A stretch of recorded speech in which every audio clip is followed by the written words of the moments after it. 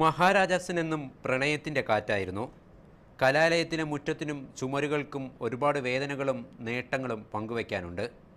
പഠിച്ച കലാലയത്തിൽ ഒരിക്കൽ കൂടി എത്തിയപ്പോൾ മമ്മൂട്ടി മഹാരാജാസിലെ പഴയ വിദ്യാർത്ഥിയായി മാറി.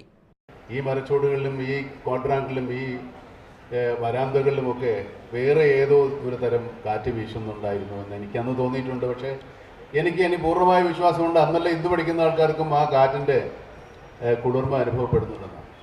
കോളേജിൽ നിന്നിറങ്ങിയെങ്കിലും പൂർവ്വ കാമുകിയുടെ സ്ഥാനമാണ് ഇന്നും മഹാരാജാസിന്. ഈ 6 വർഷം കഴിഞ്ഞ് ഞാൻ വീണ്ടും ഈ വഴി കൂടെ പോകുമ്പോൾ എൻ്റെ കാമുകിയെ ആരോ വേറെ കല്യാണം കഴിച്ച ഒരു വിഷമമായിരുന്നു എനിക്ക്. അതായിരുന്നു ഞാൻ ഈ റോട്ടിൽ കൂടെ നടക്കുകയോ കാറിലോ ബസ്സിലോ പോകുമ്പോഴും എനിക്ക് തോന്നിയത്. ഇപ്പോഴും എനിക്ക് ആ ദുഃഖമുണ്ട്. ഈ സംഗമത്തിലെത്തിയില്ലെങ്കിൽ അപരാധമായി പോയേനെ എന്ന ചിന്തയായിരുന്നു കോളേജ് മുറ്റത്തെത്തിയ ഓരോ പൂർവ്വ വിദ്യാർത്ഥിക്കും. ധനമന്ത്രി തോമസ് ഐസക്, വയലാർ രവി, MK സാനുമാഷ്, ഹൈബി ഈഡൻ MLA, ബിനോയ് വിഷം, അങ്ങനെ പോകുന്നു പ്രമുഖരായ പൂർവ്വ വിദ്യാർത്ഥികളുടെ നിര. പണ്ട് പഠിച്ചതും ഇണങ്ങിയതും പിണങ്ങിയതുമായ ഓരോ ഇടവും പഴയ കുട്ടികൾ ഓടി നടന്ന് കാണുന്നത് പുതിയ കുട്ടികൾ കൗതുകത്തോടെ നോക്കിക്കണ്ടു.